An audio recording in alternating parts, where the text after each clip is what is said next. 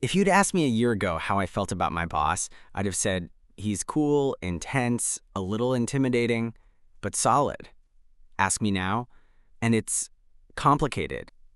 I work in marketing for a tech company that prides itself on being disruptive, whatever that means anymore. I'm not going to name the company, but let's just say it's one of those sleek startups where everyone pretends we're family but still schedules meetings during lunch. My boss, Jordan, is 37, tall, lean, always in some fitted black polo that makes him look like he walked out of a fitness ad. He's sharp as hell, doesn't sugarcoat anything, and has this unnerving way of knowing when someone's bullshitting in a presentation. People either fear him or quietly want to be him. Me? I respected him, still do, but somewhere along the line my respect started getting tangled. Like I'd be mid-meeting and catch myself watching his jaw flex as he spoke, or the way his throat moved when he sipped coffee. Stupid things. Inappropriate things. So when he asked me to join him on a business trip to Austin, I said yes before I really thought it through. "We'll keep it lean," he said in his usual clipped way. "You, me, a couple meetings. Fly in Thursday night. Back Saturday." I'd never traveled with him before. Never even had a one-on-one lunch, but apparently I'd impressed someone on the analytics team, and now I was his pick for pitching to a new client. Our flight was delayed, of course. We ended up stuck at JFK for almost 3 hours, sitting side by side at one of those sad airport bars, nursing overpriced drinks and trying to make small talk. "You always this quiet outside the office?" he asked, tipping his glass toward mine. I shrugged, I guess, not used to hanging out with the boss. He raised an eyebrow. "Is that what this is?" I didn't know what to say to that. He held my gaze a second longer than necessary, then looked away and flagged the bartender. By the time we landed, it was close to midnight. We Ubered to the hotel, separate rooms, obviously, but we were on the same floor. He walked with me to my door, quiet the whole way. "Big day tomorrow," he said finally, stopping in front of my room. "Yeah," I nodded. "I'll be ready."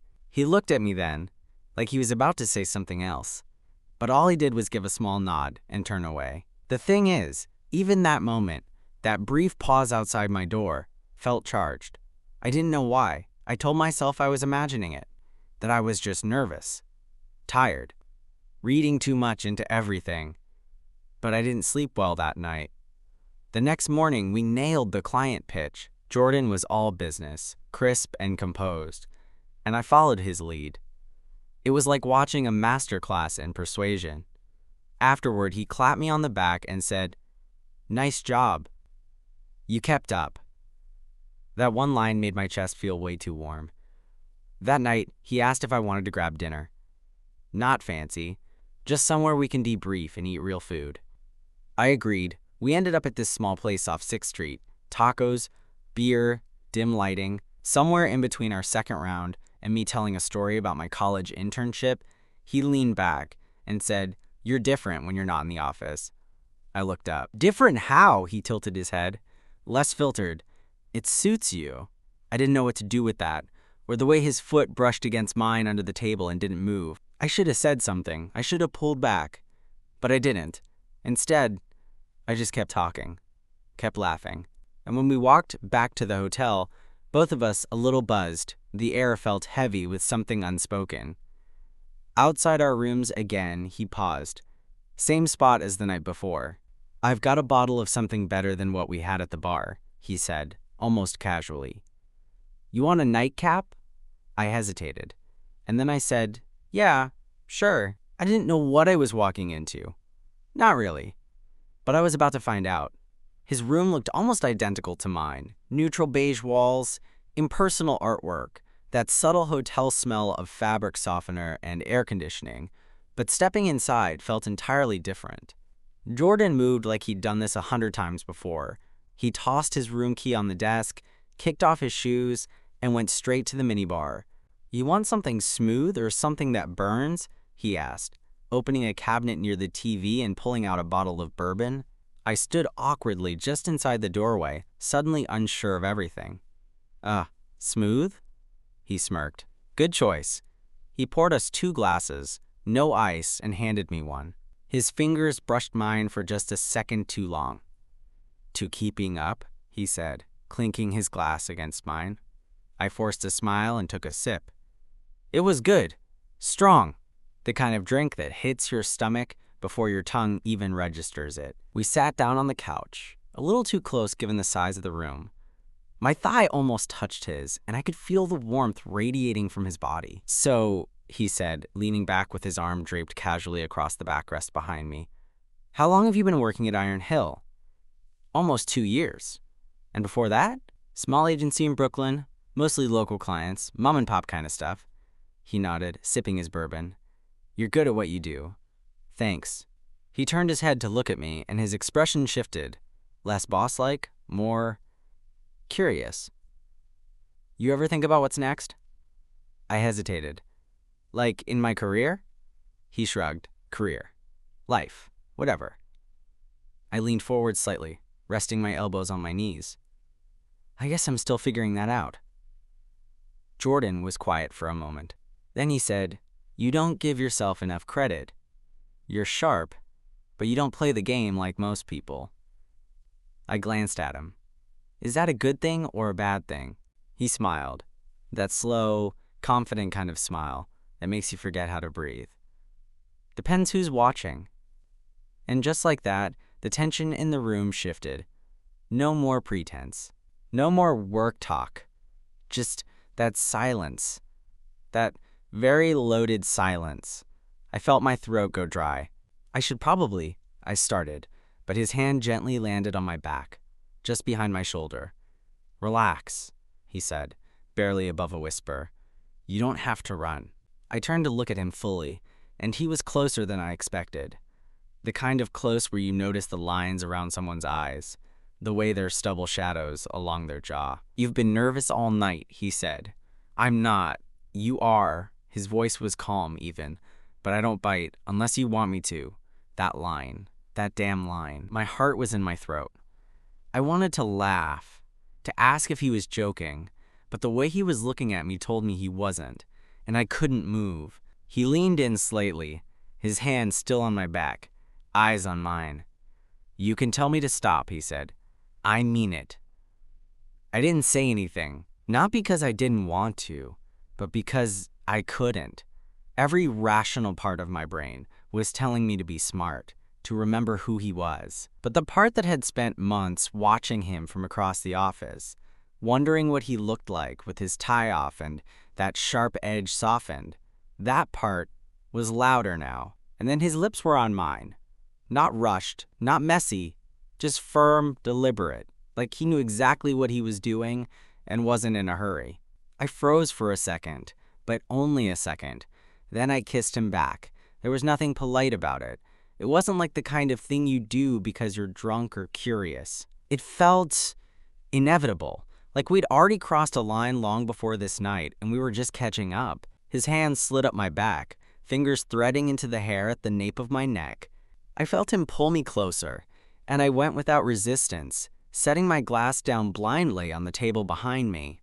We kissed like that for a while, slow and deep and unspoken, until he finally pulled back just enough to look at me. You okay? He asked, voice low. I nodded, breathless. Yeah, good. Then he leaned back in, and this time when he kissed me, it wasn't gentle. It was like the floodgates had opened. Hands started moving, mine on his chest, his slipping under the hem of my shirt. Everything got a little blurred after that. The couch wasn't big enough. At some point, we stood up, stumbled toward the bed, mouths never really parting. I don't know what I expected. Maybe that it would feel awkward or weird. But it didn't. It felt real, solid, like something that had been building under the surface for way too long. And yeah, we didn't stop. It wasn't rushed. It wasn't like some hotel fling. It was slow, careful, even. Like he was making sure every step of the way that I was still with him. I was. Eventually we lay there in the dark, sheets tangled, our breathing slowly evening out. He didn't say much after, just ran a hand through his hair, glanced over at me and said, well, that changes a few things. And it did, I just didn't know how much. I woke up to the soft hum of the hotel's air conditioning and a thin strip of light cutting through the blackout curtains. It took me a second to realize where I was and who I was with. Jordan was still asleep beside me, one arm tucked under his pillow, the other lying loosely across the space between us. His face looked completely different, relaxed like that, softer, younger somehow. No sharp lines, no intimidating stares, just a man asleep after a long night. And I mean, a long night. For a second, I didn't move. I just watched the way his chest rose and fell beneath the rumpled white sheets. It should have felt awkward, waking up next to my boss in a hotel room in a city we didn't live in. But it didn't. At least not immediately. It was only when I carefully slid out of bed, trying not to wake him, and stood by the window to look out over the city, that the reality of what had happened began to weigh down. This wasn't some random closeness.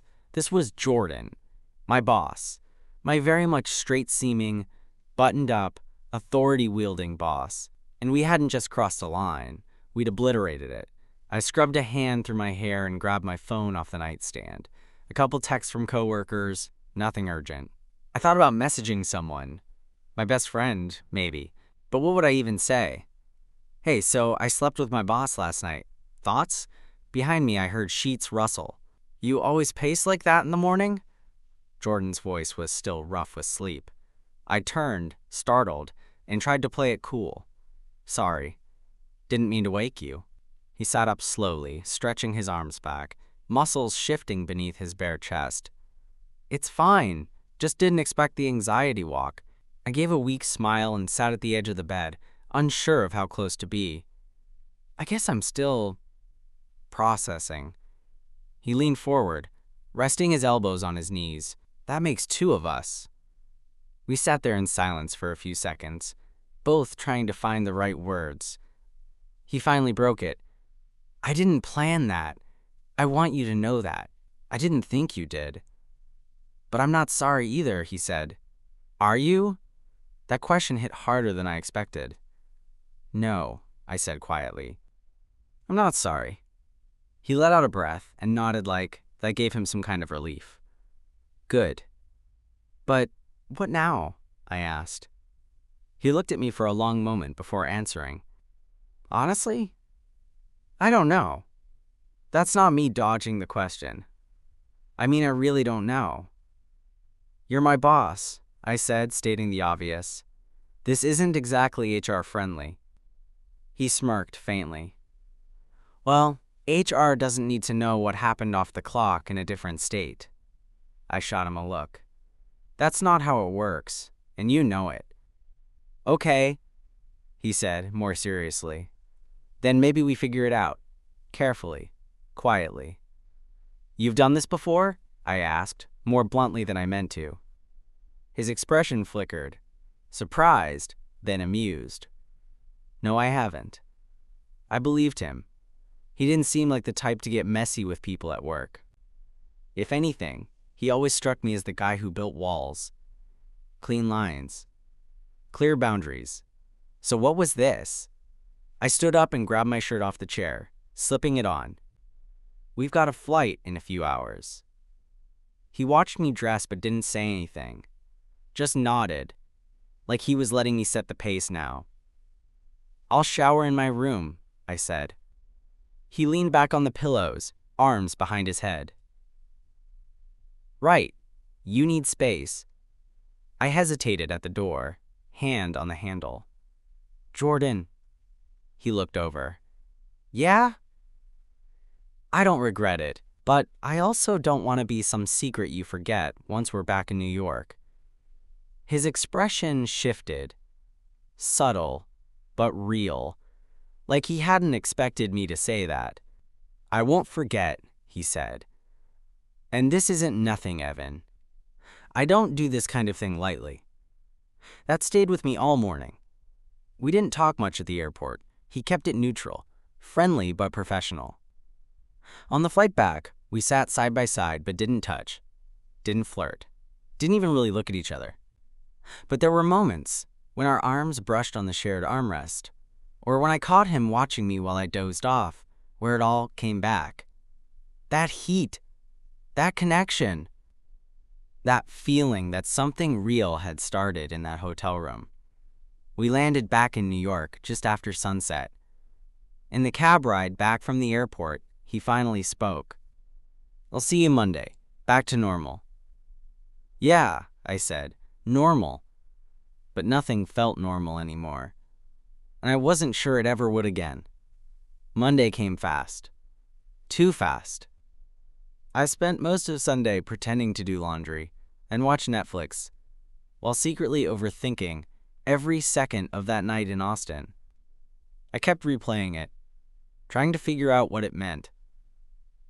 If it meant anything, or if maybe I'd made a huge mistake by crossing that line with Jordan. Then Monday morning arrived, and everything felt weird before I even left my apartment. I didn't know what to wear. That sounds dumb, but seriously, I stood in front of my closet for 15 minutes trying to decide if a button-down made me look too eager, or if sticking to a hoodie made me seem like I was trying too hard to act casual. I ended up settling for something boring and safe, neutral tones, like I was blending into the office walls. By the time I got to work, my heart was hammering. I wasn't even sure why. It's not like anyone knew what had happened, but the second I stepped onto our floor, I felt like I was glowing under a spotlight. I passed the marketing bullpen. People were already gossiping about the client win in Austin, asking how the pitch went. "Evan crushed it," someone said, and I gave an awkward half smile. "Jordan looked proud, man. That's rare." That comment sat with me longer than it should have. When I walked past his office, the door was half open. Jordan was on the phone, typing something on his laptop. He glanced up when I passed. And that look, it wasn't long. Maybe a second, tops. But it was enough. Just the smallest flicker of recognition. Of something unspoken passing between us. I kept walking like I hadn't noticed. The rest of the morning was a blur. Emails, follow-ups, coffee that tasted like cardboard. I couldn't focus. Every time I passed his office, I half expected him to call me in. Or maybe wanted him to. He didn't, not until just after lunch. I was at my desk, finishing up a deck for another campaign when I saw the Slack message pop up. "Jordan, got a sec?" I stared at it for a full 10 seconds before replying. "Me? Yeah. Be right there." His office door was closed now. I knocked once and stepped inside. He looked up, gave a quick nod, and gestured to the chair across from his desk. "I wanted to go over the feedback from the pitch," he said, already pulling up notes on his screen. "Client's happy. They liked the data you presented, said it felt human, not robotic, which, surprisingly, is a compliment in their world." I nodded, trying to match his tone. "That's good to hear." He clicked through a few slides, completely composed, totally professional. It was like Austin had never happened. And for a moment, I wasn't sure if I had imagined it all. But then, when the review was basically over and I was halfway up from my chair, he said it. "Close the door for a sec." I hesitated, then closed it. He leaned back, the screen glowing behind him. "You okay?" I blinked. "Yeah, why?" "You've been tense today." I sat back down slowly. "It's just weird coming back. After everything." His jaw tightened for a second. "I get that." Silence stretched between us. "Do you regret it?" I asked quietly. His eyes met mine, steady. "No." "Do you?" I shook my head. I don't know what this is." "Neither do I." We both sat there, not saying anything, like two people trying to speak a language neither of us really knew. Finally, he exhaled. "I'm not going to pretend nothing happened, but I also don't want to screw things up for you. If you ever feel uncomfortable—" "I don't," I interrupted. "That's not what this is." His shoulders relaxed a little. "But if this goes further," I added, "we can't just pretend." "I know," he said. "I've been thinking about that." He stood and walked to the window, arms crossed. "Look, I've spent a lot of years keeping things in very neat boxes. Personal over here, professional over there. But lately, those boxes don't fit the way they used to." He turned back to me. I don't know what I want this to be yet, but I know I don't want it to be over. My heart thudded. Okay, I said. Then what do we do? He smirked faintly. Well, for starters, we don't make out in the office. That made me laugh, probably louder than I should have. He walked back around his desk, pulled open a drawer, and handed me a folder. Here's the full scope for the Denver account. Think you're ready to lead it? I looked up, startled. You serious? You earned it. I opened the folder, trying not to let my hands shake. Thanks. He nodded, and that was it. Back to business. I left his office with the file under my arm, heart still pounding. It was like we'd had two conversations in one, half about work, half about whatever was quietly happening between us. Nothing was defined yet. Nothing was settled. But something had started, and neither of us was walking away from it. I didn't expect him to text me outside work. Not really, but that Friday night around 9:30, while I was on my couch half watching a movie and half scrolling Instagram, my phone buzzed. Jordan, you awake? 3 words. Simple. Neutral on the surface. But I felt my chest tighten just seeing his name, me. Barely. Why? What's up? There was a pause, like he was debating it. Then, Jordan, I'm at that wine bar near 10th. Needed to get out of the apartment. You around? I sat up straighter. My thumb hovered over the screen. Me. You want company? His reply came fast. Jordan. That was the idea. I didn't think. I just threw on a clean shirt, grabbed my keys, and left. 20 minutes later, I spotted him at a dimly lit corner table. Half a glass of red in front of him, and that same unreadable look on his face. He looked tired. Not office tired. The kind that sits in your shoulders and behind your eyes. I slid into the seat across from him. Long week? He gave me a half smile. Long year. We sat in silence for a moment, the soft hum of the bar filling the space between us. Then he looked at me, really looked, and said, I haven't stopped thinking about that night. Neither had I. Me either, I said quietly. I keep trying to be smart about this, he continued. But the more I try to keep it clean and separate, the more it bleeds into everything else. He paused. I check your desk when I walk in. I catch myself wanting to sit next to you in meetings. I've never done that with anyone before. Not like this. I didn't know what to say. But I didn't have to say anything. He looked down at his glass, fingers tracing the rim. You ever feel like you've spent your whole adult life convincing yourself you're one kind of person? I nodded slowly. Yeah. And then one person walks in and everything you were sure of just shifts. I looked at him, heart racing. Are you talking about me? He didn't answer. He didn't need to. We finished our drinks, walked out into the cold. For a second, I thought that was it. We'd part ways with some vague agreement to see how things go. But when we reached the corner, he turned to me. My place is a few blocks away, he said. You don't have to come. But if you do, I'm not going to pretend this is casual. That stopped me in my tracks. Is it serious? I asked. He ran a hand through his hair, exhaled. I don't know yet. But it's not nothing. I know that. The streetlight cast a soft glow across his face. I searched it for signs of hesitation, but all I saw was uncertainty wrapped in something real, something raw. I stepped closer. Then let's not pretend. We didn't say another word. He turned, and I followed him the rest of the way in silence. His apartment was exactly what I'd imagined. Minimal, tidy, modern. Floor-to-ceiling windows, barely any clutter. But the second the door closed behind us, the space felt charged. Like we'd both crossed into something neither of us could back out of. He poured another glass of wine, handed it to me without asking. Our fingers brushed again, and it felt like the first time all over. We sat on the couch, not touching yet. Just existing in that tense space where we both knew what was coming, but neither of us wanted to rush. He set his glass down and turned toward me. You don't have to stay. I know. You should tell me if this starts feeling wrong. It doesn't, I said. It really doesn't. That was all he needed.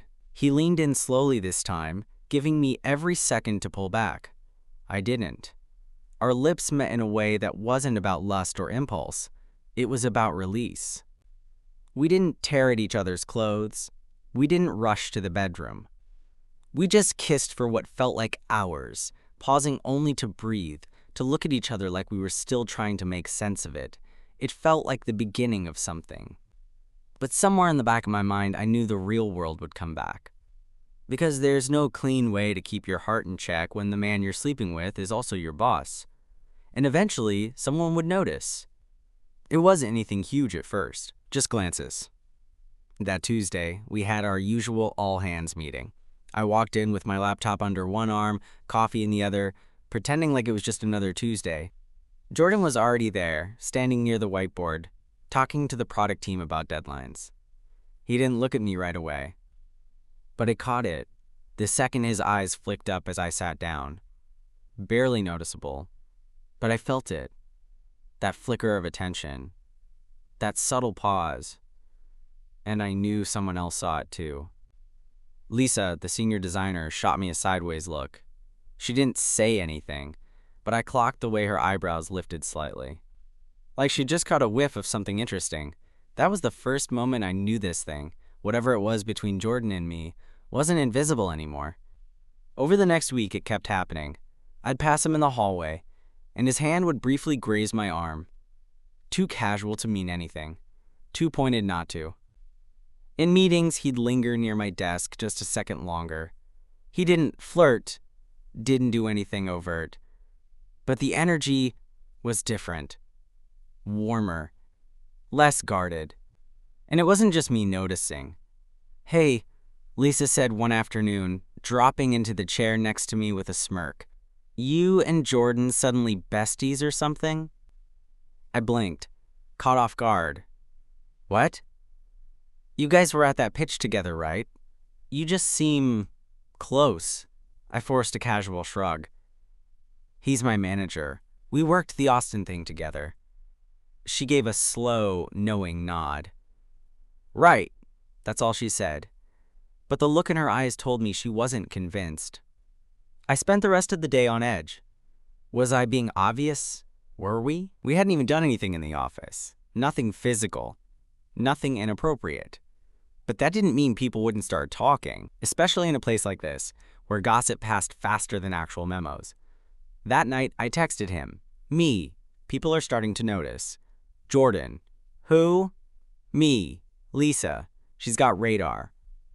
Jordan. "Did you say anything?" Me. "No, but I'm worried." There was a longer pause this time. Then, "Jordan, come over." I hesitated, not because I didn't want to, but because part of me was scared that we were walking into something we hadn't fully thought through. But 10 minutes later, I was already in an Uber. When I got there, he opened the door in joggers and a black hoodie, his hair still damp from a shower. The casual version of him was still something I hadn't fully adjusted to. He stepped aside, and I walked in. "We should talk," I said, pulling off my jacket. "I know." We sat on the couch, neither of us touching. It was the first time since that night in Austin that the air between us felt strained. "I don't want to hide like this," I said, "but I also don't want to blow up my career." "I get that. I mean, I'm not stupid. I know what it looks like if this gets out." "I know," he said again, quieter this time. "That's what I've been thinking about, too." I looked at him, unsure of what I was expecting. A solution? Reassurance? Instead, he said, "I don't want this to just be a fling, Evan." That made me pause. "This?" I asked. He nodded. "You, us, whatever this is. I'm not just messing around." I didn't know what to say, because part of me wanted to believe that, and another part was terrified of what believing it might mean. "What happens if we get caught?" I asked. "I'll protect you." "How?" "If someone finds out, I'll take responsibility. I'll go to HR myself." "I'm not putting your job on the line." I stared at him. "You'd do that?" "Yeah. I'm not going to let this ruin what you've built here. My chest tightened. Because that meant something. It wasn't a plan. It didn't solve anything. But it told me where his head was. He wasn't playing. And neither was I. He reached out then, just rested his hand over mine, warm and steady. I've spent years keeping everything separate, he said. Career, dating, emotion. But for the first time, I don't want to split my life like that. Even if it gets messy? He gave a half smile. Especially if it gets messy. I leaned into him, our foreheads touching, and for a moment the world outside his apartment just faded. The fear, the risk, the wondering. And I realized I didn't want to step away from this. Even if it came at a cost. The thing about trying to keep something secret in an open office, you can't. We didn't do anything stupid. No kissing in elevators. No sneaking around after hours. But even the smallest shift, the way we'd glance at each other during team calls, the ease in how we moved around one another, it was enough to spark curiosity. By the middle of the next week, I noticed two things. First, Jordan was pulling away at work. Not cold, just cautious, more formal in emails, less present in team stand-ups. I got it. He was trying to keep things clean, professional, but that didn't mean it didn't sting a little. Second, the rumors had officially begun. It started as a whisper, someone from sales making a joke near the kitchenette. So, Evan, you and Jordan gonna start holding hands during staff meetings or what? I laughed it off, like I didn't hear the edge in his voice. But I felt my stomach twist all the same. That night, I stayed late. Not because I had work, but because I didn't want to walk into an empty apartment and spiral. Jordan texted around 9:15. Jordan, still at the office? Me. Yeah, just needed to clear my head. A pause. Jordan, come up to the roof. My stomach flipped. 15 minutes later, I was on the rooftop terrace, officially a quiet outdoor collaboration space that no one actually used. He was leaning against the railing, hands in his coat pockets, staring out at the skyline. You okay? He asked as I stepped up beside him. No, I said honestly. People are talking. He sighed, rubbing the back of his neck. I figured it was a matter of time. I'm not mad about that, I added. But I don't want this to feel like something we have to bury. Like something wrong. He turned to look at me, his face unreadable in the dim rooftop light. You want to tell them? I hesitated. I don't want to lie. Neither do I, he said. But once it's out, we can't put it back. HR will get involved. One of us will have to transfer. Or worse. Worse? I could lose my job. There it was. The part I'd been avoiding. I can't ask you to risk that, I said. You're not asking. Still, this isn't just about us anymore. It's about perception, about politics. He stepped closer, lowered his voice. I've spent years keeping my personal life off limits. I buried parts of myself because I thought it made me better at my job. Safer. But I'm tired of being afraid of wanting something that makes me happy. The wind picked up around us. Somewhere far below, a siren cut through the night.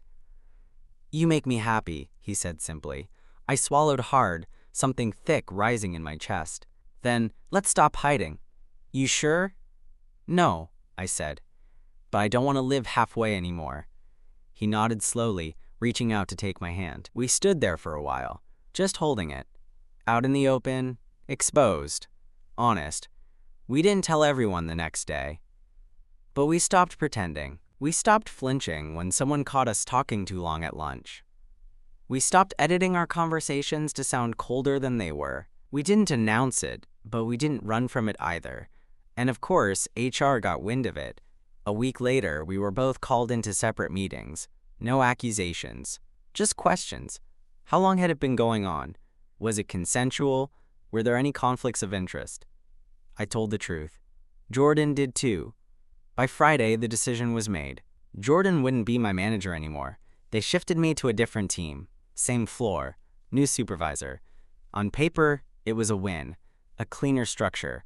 No impropriety. No red flags. But when I packed up my desk and moved across the room, I couldn't help feeling the weight of it, like something had ended. That night, he showed up at my door with 2 six-packs and a quiet look on his face. "You okay?" I asked. He nodded. "Yeah, just feels real now." "It is real," I said. "It always was." He set the beer on my kitchen counter, then turned and kissed me like it was the first time all over again. Slow, certain, careful. And I knew, in that moment, we hadn't lost anything. We had just started building it for real. 3 weeks had passed since the switch. We were still on the same floor, still saw each other every day. But now it was different. There was a buffer, meetings we no longer shared, decisions he no longer had a say in. The structure around us had shifted, subtly but firmly, like the company had drawn a clean line in the sand and told us to stay on our sides. And we did. Publicly, we were careful, not cold, not distant, just professional. No lingering touches, no shared glances that held more than they should. But after hours, that was ours. The Friday after the org change finalized, we ordered Thai, drank cheap wine, and watched a terrible movie on my couch. Jordan kicked off his shoes, tucked his legs under him, and leaned into my side like he belonged there. And maybe, finally, he did. "You ever think about how fast this happened?" he asked. I glanced at him. "Fast as in bad?" He shook his head. "Fast as in, I haven't done this in a long time. I haven't let anyone in like this." I rested my chin on his shoulder. "Same." We sat in silence, the kind that didn't feel heavy or awkward. The kind that just said, "We're here, we're good." Eventually he spoke again. "Can I ask you something? And I want the real answer." "Sure." "If none of this had happened, the trip, the night in Austin, the texts, if I'd kept my distance, would you still be working here?" I blinked, caught off guard. "What do you mean?" "I mean, did you ever feel like you were just tolerating this job? Waiting to move on?" I thought about that. About the long hours, the pressure, the self-doubt that had become background noise in the office.